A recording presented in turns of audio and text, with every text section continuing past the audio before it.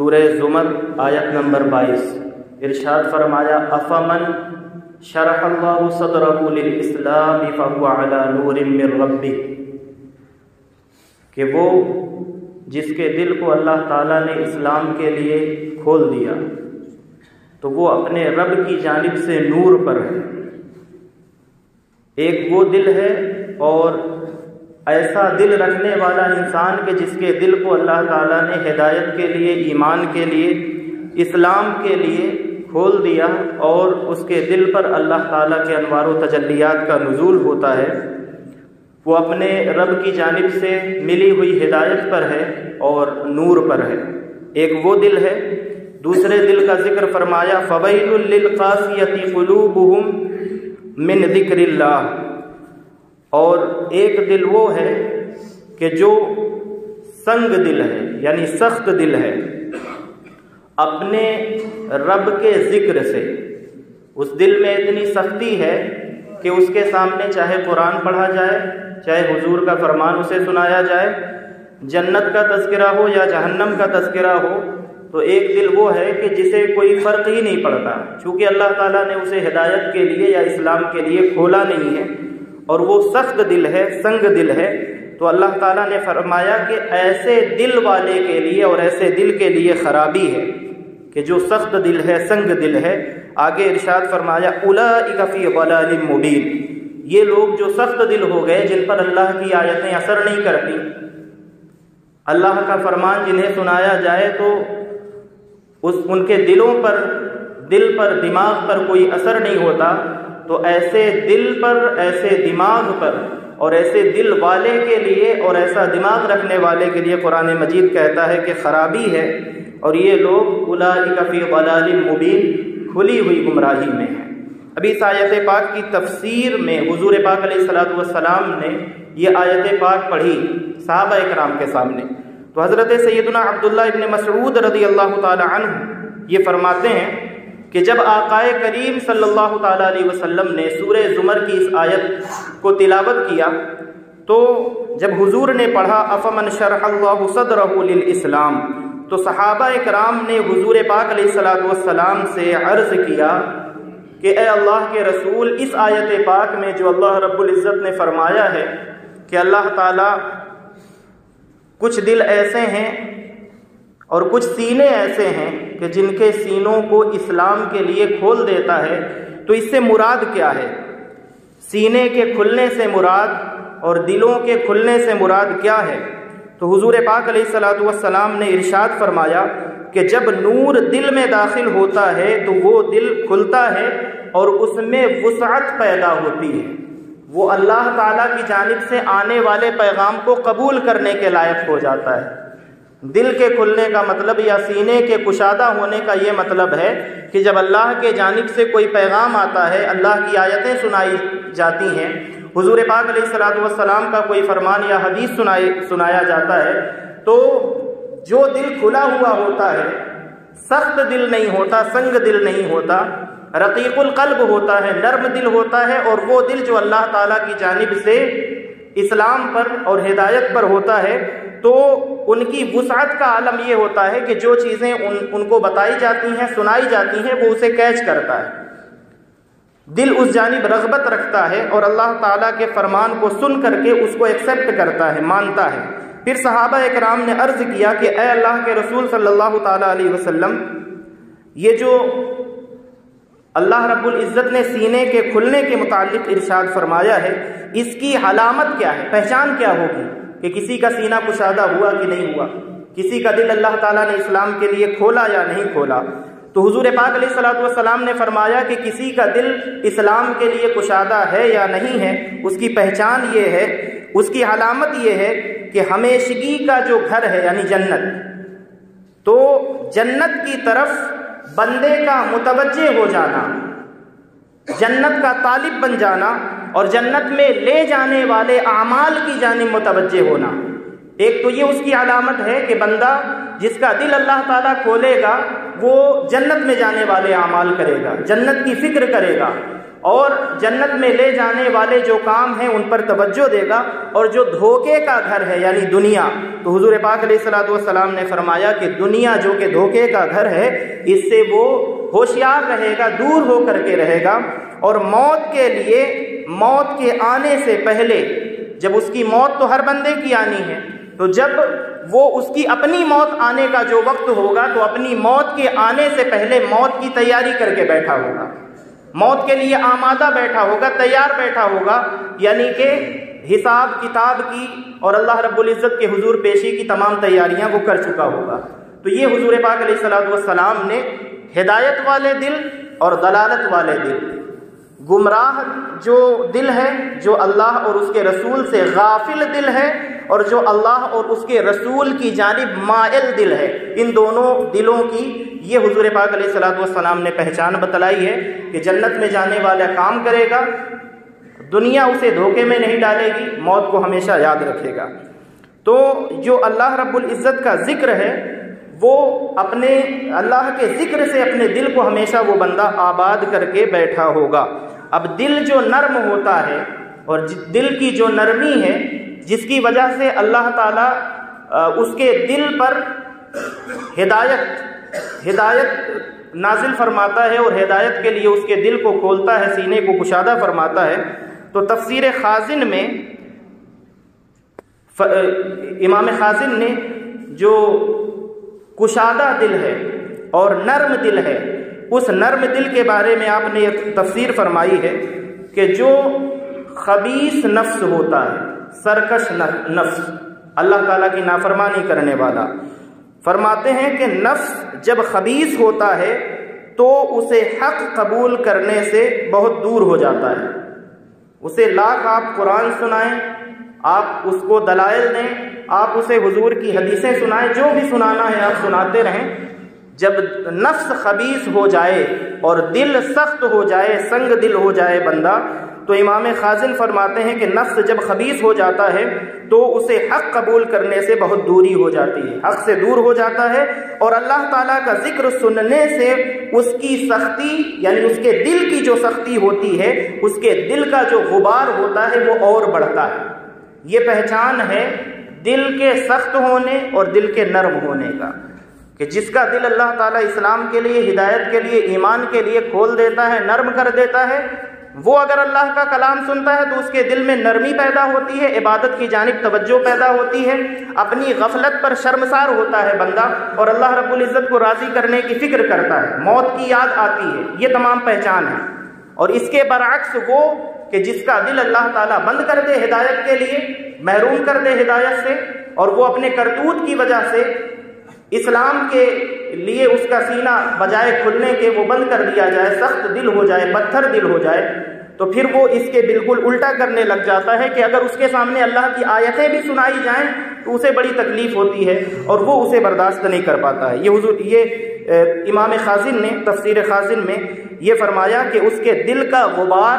قرآن مجید کی آیات کو سن کر کے، نصیحتوں کو سن کر، حضور کی احادیث کو سن کر کے بجائے نرم ہونے کے اور سخت ہوتا چلا جاتا ہے۔ پھر ایک مثال آپ نے دی ہے نمک کی۔ آپ نے دیکھا ہوگا کہ برسات کے موسم میں نمک کو اگر کھلا رکھ دیا جائے تو پگھلنے لگتا ہے، بہنے لگتا ہے،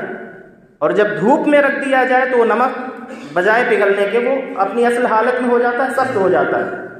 تو امام خازن فرماتے ہیں یہی مثال دے کر کے کہ جیسے سورج کی گرمی سے موم نرم ہوتا ہے اور نمک سخت ہو جاتا ہے، سورج کی روشنی پڑے اور سورج کی روشنی میں موم رکھا جائے تو وہ نرم ہوتا ہے، نمک رکھا جائے تو نمک جو ہے وہ سخت ہوتا ہے۔ فرماتے ہیں ایسے ہی اللہ تعالیٰ کے ذکر سے مومنین کے دل نرم ہوتے ہیں موم کی طرح، اور کافروں کے دل، اب کافروں سے مراد وہی کافر نہیں ہے جنہوں نے کلمہ نہیں پڑھا ہے، وہ جو مسلمانوں کے گھروں میں پیدا ہوئے ہیں اور جنہیں اللہ کا کلام سنایا جائے، اللہ کا پیغام پہنچایا جائے، اس کے باوجود وہ اس پر توجہ نہ دیں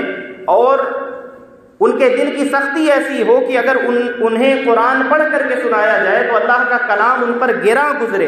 تو فرماتے ہیں کہ اس طرح کے لوگوں کے دلوں کی سختی جو ہے وہ بڑھتی جاتی ہے، اور یہ وہ لوگ ہیں کہ جنہیں اللہ تعالیٰ نے اپنی ہدایت سے اپنی ہدایت کو اللہ تعالیٰ نے جن سے روکے رکھا ہے اور جن کے دل کو اللہ تعالیٰ نے ان کے اعمال کی وجہ سے سخت کر دیا ہے۔ اب چونکہ یہ سردی کا مہینہ ہے تو وہ دل، دو طرح کے دلوں کی بات ہو گئی اس آیت پاک میں۔ اب اگر ہم یہ چاہتے ہیں کہ ہمارا دل وہ والا ہو جائے کہ افمن شرح اللہ صدرہ للاسلام، کہ جن کا سینہ اللہ تعالیٰ ہدایت کے لیے کھولتا ہے، اگر ہم یہ چاہتے ہیں کہ ہمارا سینہ کھل جائے یا اب تک نہیں کھلا ہے تو ہم کوئی ایسی تدبیر کریں، جیسے بیماری ہو جاتی ہے تو دوا لے کر کے بیماری کو ٹھیک کیا جاتا ہے، تو یہ موقع ہے ہم سب کے لیے کہ ہم اپنے دل کو اللہ رب العزت کی ہدایت ہمارے دل پر اترے، اس کے لیے ہم کوئی نہ کوئی راستہ بنائیں۔ تو یہ سردی کا جو موسم ہے یہ موسم بہار ہے، اس کے لیے میں چند روایتیں آپ کے سامنے بہت تیزی کے ساتھ، حضرت سیدنا ابو سعید خدری رضی اللہ تعالی عنہ کی روایت ہے کہ اللہ کے رسول صلی اللہ تعالی علیہ وسلم نے ارشاد فرمایا، اب غور کریے گا، پورا جو جتنے بھی دن بچے ہوئے ہیں سردی کے، اور سردی زیادہ گزری نہیں ہے بلکہ ابھی زیادہ باقی ہے، تو اب اگر جو کچھ حضور پاک علیہ الصلوۃ والسلام ارشاد فرما رہے ہیں اور ہم یہ چاہتے ہیں کہ اگر ہمارے دل سخت ہو گئے ہیں اگرچہ ہمیں محسوس نہ ہو، تو اگر ہم یہ چاہتے ہیں کہ وہ دل نرم ہو جائیں، ان پر اللہ کا نور اترے اور ہمارے دل، ہمارا دماغ اور ہمارا سینہ اسلام کے لیے کھل جائے اللہ کے حکم سے، تو یہ چند اعمال ہیں جو سردی کے مہینوں میں دوسرے مہینوں کی بنسبت آسانی سے کیے جا سکتے ہیں، اور بس وہ دو اعمال ہیں۔ حضرت سیدنا ابو سعید خدری رضی اللہ تعالی عنہ وہ روایت کرتے ہیں کہ اللہ کے رسول صلی اللہ تعالی علیہ وسلم نے ارشاد فرمایا، فرماتے ہیں الشتاء ربیع المؤمن، دو ربیع گزر چکی ہیں، ایک ربیع الاول ایک ربیع الثانی، یہ تیسری ربیع سردی کے لحاظ سے حضور نے فرمایا کہ جو سردی کا مہینہ ہے، حضور فرماتے ہیں کہ سردی مومن کے لیے موسم بہار کی طرح ہے۔ وہ کس طرح سے؟ فرماتے ہیں قصر نہارہ، اس کے دن جو ہے چھوٹے ہو جاتے ہیں، فسامہ، تو مومن ان چھوٹے دنوں سے فائدہ اٹھاتے ہوئے وہ نفلی روزے رکھ سکتا ہے۔ دن چھوٹے ہیں، پیاس کا احساس نہیں ہوگا۔ اپنی پچھلی زندگی میں آپ پلٹ کر کے دیکھیے کہ کتنے رمضان کے ایسے روزے ہیں جو چھوٹے ہوئے ہیں۔ اب اگر آپ ان کی قضا کرنا چاہیں تو گرمی کے دنوں میں اگر آپ روزہ رکھیں تو آپ کو بڑی دقت ہوگی، مشقت اٹھانی پڑے گی، پریشانی برداشت کرنا پڑے گا۔ لیکن اگر آپ کی زندگی کے وہی روزے جو ماضی میں رمضان المبارک کے فرض روزے آپ نے جانے یا انجانے میں چھوڑے ہوئے ہیں، تو اب حضور پاک علیہ الصلوۃ والسلام کے اس فرمان کو سنیں اور اللہ رب العزت کی بارگاہ میں ابھی توبہ کر کے ہفتے میں آپ غور کریں کہ کون سے ایسے دن ہیں جو آپ کے پاس ایسے ہیں کہ جن میں آپ کے پاس کام کم ہوتا ہے، آسانی کے ساتھ جن دنوں میں آپ روزہ رکھ سکتے ہیں، سردی کا فائدہ اٹھا سکتے ہیں، بھوک اور پیاس آپ کو اتنی نہیں ستائے گی، اور آپ اللہ تعالیٰ سے معافی مانگ کے وہ جو آپ کے روزے چھوٹے ہوئے ہیں فرض روزوں کی قضا بھی کر سکتے ہیں، اور اگر نہیں ہے کوئی خوش نصیب ایسا ہے کہ جس کے روزے اس کے ذمہ باقی نہیں ہے فرض، تو وہ نفل روزے رکھ کر کے اپنے دل کو اس طرح سے ہدایت کے لیے، اللہ رب العزت کی ہدایت کو پانے کے لیے کھول سکتا ہے، اپنے سینے کو، اپنے دل کو۔ تو حضور پاک علیہ الصلوۃ والسلام نے کیا فرمایا کہ سردی کا جو موسم ہے، سردی کے جو مہینے ہیں اور جو دن ہیں، وہ مومن کے لیے بہار کی طرح ہیں، یہ بہار آئی ہوئی ہے نیکیوں کی۔ اور وہ ایک عمل حضور نے کیا فرمایا کہ چونکہ دن چھوٹے ہوتے ہیں تو روزہ اللہ تعالیٰ کے نزدیک سب سے محبوب عمل ہے، تو صرف رمضان المبارک کا انتظار نہ کریں، ان دنوں میں بھی جتنے روزے آپ سے مہینے میں، دنوں میں، ہفتے میں رکھے جا سکتے ہیں، کہ ہر ہفتے میں 2-3 مان لیجئے پیر کا یا جمعرات کا روزہ آپ رکھ سکتے ہیں، تو جس دن کا بھی جس کے پاس کوئی چھٹی کا دن ہو وہ اپنے حساب سے وہ روزہ رکھ کر کے اس نیکیوں کے بہار والے موسم سے فائدہ اٹھا سکتا ہے۔ یہ ایک عمل ہے روزہ رکھنے کا۔ دوسرا حضور نے فرمایا کہ سردی میں وطال لیلہ، اس کی راتیں لمبی ہوتی ہے، فقامہ، تو اس کی راتوں سے، سردی کی راتوں سے فائدہ اٹھاتے ہوئے بندہ رات میں نیند پوری کرنے کے ساتھ ساتھ جاگ کر کے قیام بھی کر سکتا ہے، یعنی تہجد پڑھ سکتا ہے، نوافل پڑھ سکتا ہے، تلاوت کر سکتا ہے، عبادت کر سکتا ہے، اللہ رب العزت کو اپنے مختلف قسم کے اعمال کر کے راضی کر سکتا ہے۔ یہ دعوت ہے آپ سب کے لیے۔ عشاء کی نماز آج 8 بجے ہم لوگ پڑھ کر کے نکل جاتے ہیں، ابھی جو یعنی 8 بجے ہو جاتی ہے، مسجد سے باہر ہو جاتے ہیں پڑھ کر کے، اب آپ اپنی رات کا اندازہ لگائیں، 8 بجے عشاء کی نماز ختم ہو رہی ہے، پڑھ کر کے ہم فارغ ہو جاتے ہیں، باہر نکل جاتے ہیں، اور فجر کی جو جماعت ہے وہ 6 بجے ہو رہی ہے۔ 10 گھنٹے بن رہے ہیں بیچ میں، 10 گھنٹے کوئی بھی نہیں سوتا ہے۔ اگر آپ چاہیں، وہ لوگ جنہوں نے کبھی بھی جماعت کے ساتھ فجر کی نماز ادا نہیں کی ہے اور وہ چاہتے ہیں، ان کے دل میں تڑپ ہے، خواہش ہے، اور وہ یہ چاہتے ہیں کہ میں نمازی بنوں، چونکہ نماز پڑھے بغیر چارہ نہیں ہے، لیکن چونکہ نفس بھی ہے اور شیطان بھی ہے، اس کے ہاتھوں اور ان کے بہکاووں سے مجبور ہو کر کے اگر آپ یہ کام نہیں کر پاتے تو یہ اتنی باتیں کرنے کی وجہ یہ ہے، دعوت یہ ہے آپ کے لیے کہ آپ اپنے آپ پر ہر بندہ غور کرے۔ جو نمازی ہیں ان کے لیے بھی دعوت ہے، جو نمازی نہیں ہیں ان کے لیے بھی دعوت ہے کہ آپ دیکھیں 8 بجے عشاء کی نماز مکمل ہو چکی ہے، 6 بجے صبح فجر کی نماز ہونی ہے، بیچ میں 10 گھنٹے کا وقفہ ہے۔ اگر آپ ٹائم سے سو جائیں یہ نیت کر کے کہ میں، اگر میری عادت ہے دیر میں سونے کی تو میں صحیح وقت پر اس لیے سو جاؤں تاکہ فجر میں اٹھ جاؤں، میں یہاں سے کوشش کروں، میرا اسٹارٹنگ پوائنٹ ہو یہاں سے کہ میں اپنے رب کو راضی کرنے کی کوشش کروں۔ تو یہ جو سردی کا مہینہ ہے یہ ہم سب کے لیے موسم بہار حضور پاک علیہ الصلوۃ والسلام کے ارشاد کے مطابق ہے، تو ہم اس مہینے کو اس طرح سے موسم بہار بنانے کی کوشش کریں کہ جنہوں نے کبھی فجر کی نماز نہیں پڑھی ہے وہ کوشش کریں کہ رات میں صحیح وقت پر سوئیں تاکہ فجر میں جماعت میں حاضر ہو کر کے نماز پڑھ سکیں۔ اور وہ لوگ جو جماعت سے پڑھتے آئے ہیں یا نماز پڑھتے ہیں بہرحال اپنے گھروں میں، تو ان کے لیے دعوت اس بات کی ہے کہ حضور نے فرمایا کہ یہ موسم بہار ہے اور رات میں آپ جاگ کر کے نفلی عبادت کریں، تہجد پڑھیں۔ تو تہجد پڑھنا جنہیں نصیب نہیں ہے، فجر پڑھنا تو نصیب ہے لیکن تہجد پڑھنا نصیب نہیں ہے، تو اس لمبی رات کا فائدہ یہ اٹھائیں کہ اگر آپ جتنے بجے سوتے ہیں اس سے صرف آدھا گھنٹہ پہلے سو جائیں تو آدھا گھنٹہ پہلے اٹھ جائیں گے تو آپ کو تہجد کی نماز نصیب ہو جائے گی، اور ہمارے لیے یہ وہ اعمال ہوں گے جو بروز قیامت ہم سب کے اگر ہم کرتے ہیں تو ہمارے کام آئیں گے۔ تو یہ حضور کے ارشاد کے مطابق بہار کا موسم ہے، سردی کا موسم، تو اس موسم سے فائدہ اٹھائیں، کثرت سے روزہ رکھ سکتے ہیں، کسی کے روزے باقی ہیں تو سب سے پہلے توبہ کریں، اور جو فرض روزے باقی ہیں آسانی کے ساتھ اس موسم میں رکھ لیں اور آگے نہ چھوڑنے کا تہیہ کریں جب اللہ تعالیٰ اگر رمضان نصیب کرے تو۔ اور نمازوں کے متعلق آپ ایک وقت کی نماز سے بھی شروع کریں گے، فجر کے وقت کی، کہ چلو نیند پوری ہو جاتی ہے رات لمبی ہونے کی وجہ سے، تو میں نیت کرتا ہوں فجر کی نماز پڑھنے کی، تو اگر آپ ایک نماز کی نیت کریں گے تو اللہ تعالیٰ پھر آپ کو اور نمازوں کی بھی توفیق عطا فرمائے گا۔ اللہ رب العزت کی بارگاہ میں یہ دعا ہے کہ حضور پاک علیہ الصلوۃ والسلام کے اس مبارک ارشاد کے مطابق یہ جو سردی ہے